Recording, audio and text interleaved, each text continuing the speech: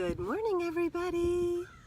Back by popular demand, we are going to be at the ocean this morning. We're doing our M4s outside as much as I can. So here I am at the bayside of the New Jersey shore. So enjoy the birds and the salt water, and hopefully that will be infused into our video, our healing video. So great messages this morning. We're going to start with rosemary as our oil of the day, and I am putting it on my wrists. Rosemary is a great one to eat, just saying. So this is a wonderful essential oil that you can ingest and also put on. You can put it in like some really yummy olive oil and then dip like organic bread in it with salt and pepper. It's super good.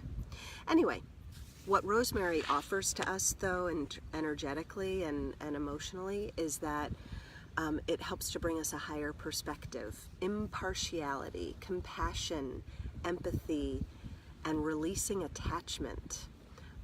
When we practice this, we move more strongly into vision, our own vision and wisdom. So it's a really great one to diffuse as well. So it helps us to step back and see that higher perspective. You can see in the background the sky.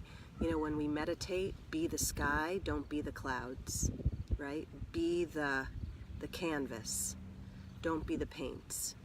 So that's that higher perspective that is such a practice, right? It's really something that we have to cultivate. But rosemary helps us to do that. So this is, you know, this very powerful energetic time period right now. We are halfway through Mercury retrograde. This coming week, Uranus goes into retrograde as well, and then we will be at the full 7 planetary bodies in retrograde, which just means that there's a lot of old stuff, old patterning, old habits, old ways that are being brought to the surface that we all are getting an opportunity to look at again. What things are going on in our lives right now that are maybe pushing our buttons, and realize that that's really our stuff. It's not the person pushing the button, it's us. And so how do we gracefully and elegantly look at ourselves and then move through that into power, wisdom, and vision. And so it's a great opportunity, although it can be uncomfortable, and has been uncomfortable for many of us. So we continue through this time period to feel better and better at really feeling where we're at in our lives, and what works for us, what doesn't work for us, what we're willing to deal with, not deal with. There's a lot more that we're not willing to put up with anymore. That just doesn't work for us anymore. And isn't that a beautiful way to say it? Like, that just doesn't work for me anymore.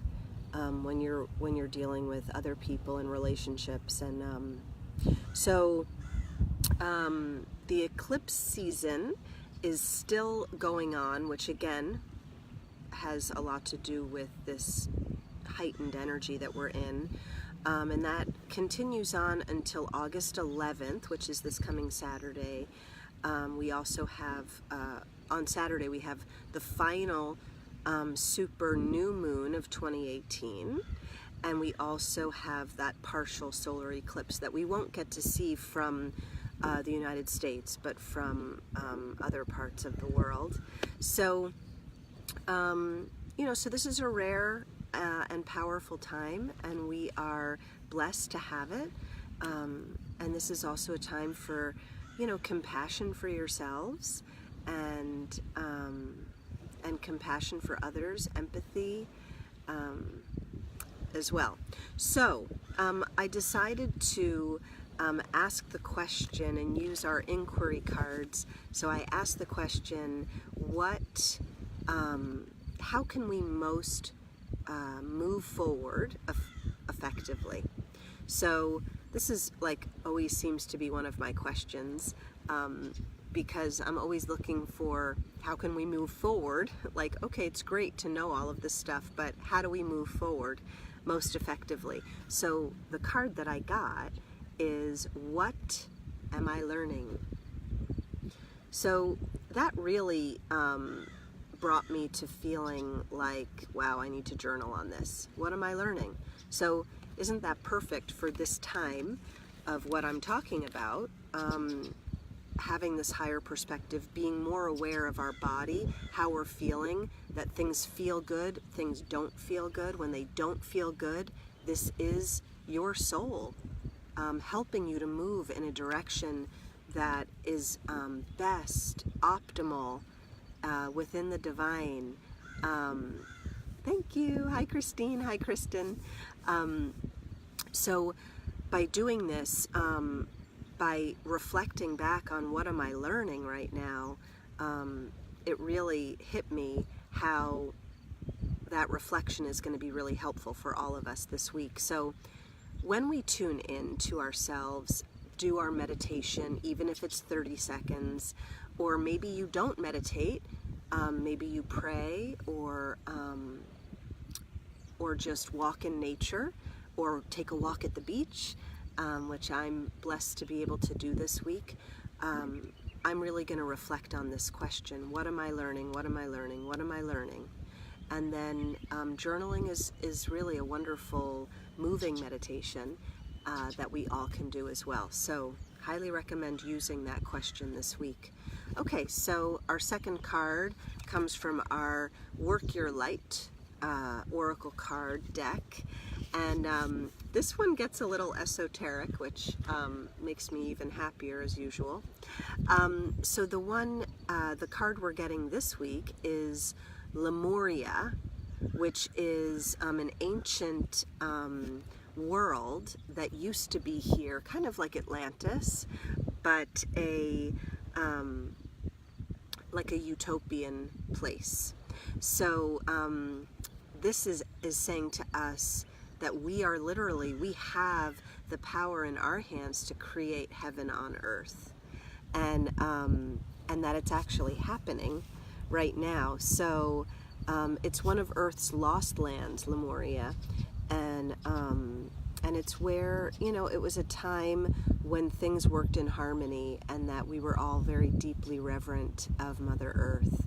So, perhaps we can create this utopian society again. Perhaps we all, if we all, there are so many light workers, you're all on this call, or on this Facebook Live, watching every week or whenever it serves you. So we can all feel that beautiful part of us, that higher perspective. Again, it gets back to Rosemary and using our higher perspective in terms of creating our own utopia. And remember that when the only way to really heal our world is to heal ourselves first. So as we continue doing our own work, which all of us are doing in our own beautiful divine ways, that we are creating heaven on earth. And quite honestly, down here on the Jersey Shore, I'm feeling it. As you can see behind me, it really is heaven on earth to be at the beach. Holy mackerel. Anyway, okay, final card of the day is listening for the truth. And again, this is from our Sacred Rebels card, and isn't that ultimately what we're all doing and feeling? Again, listening. When we listen, really use all of your senses, including your intuition, most importantly, which really cycles through all of our chakras. We can listen with all of our chakras and all of our power centers. And hi, Jean. Yes, it is a gorgeous day.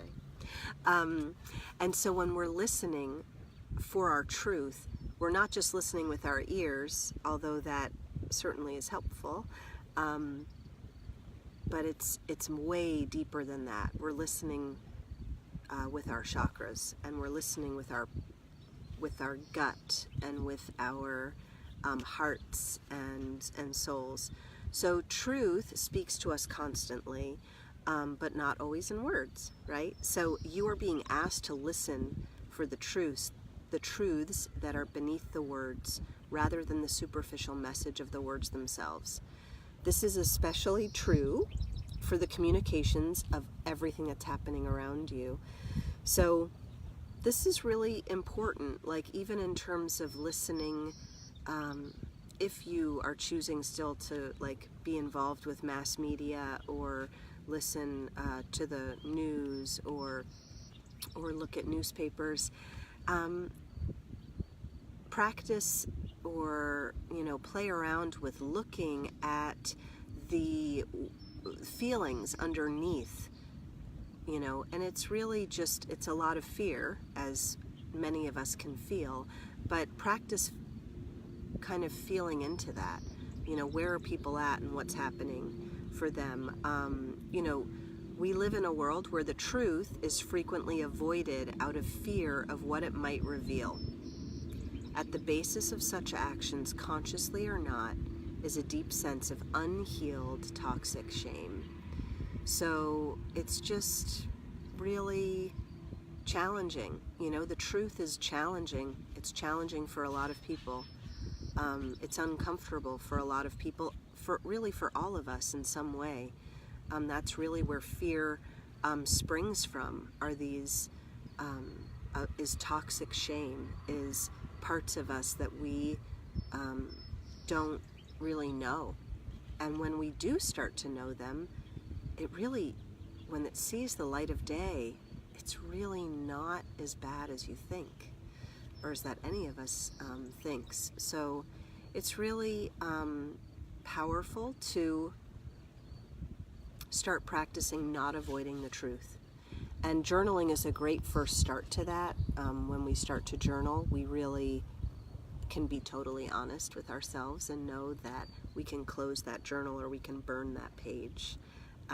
You're being asked to love yourself enough to honor the truth, even if you feel like you're the only one doing so.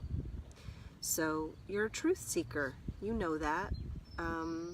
That's why you're listening to this and making some of the changes that you're making. So it's just really amazing. So you're meant to be an agitator as well. So by you starting to live more into your truth, speak more of your truth, you are in some ways agitating other people. It can be annoying for other people, and that can be pushing other people's buttons, but that's their own journey. And as long as you're doing it based on your own soul, then know that you are headed into Lemuria, right? You're headed into heaven on earth.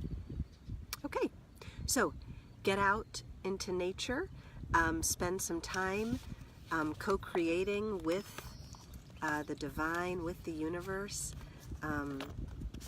If you can't do that, enjoy this video, which is hopefully helping you to be in nature with me right now, and just know that I'm holding all of you in my heart, and just helping to support all of us during this super intense time of the eclipses and retrogrades and uncomfortableness. But we're getting more towards the end of all of it. So just really a couple 10 more days ish, and and we're going to be through it. So set your intentions during this time to use this power and energy for your benefit. And I'm right here with you, and I look forward to hearing from you all and hearing how this week went for you. And then also I will see you on Monday at a different location. We'll see. Where's Mara gonna be? Whoops! Where am I going to be next Monday? We'll see. Okay. Have a beautiful and gorgeous week. I'm loving all of you from the Jersey Shore. Bye, guys.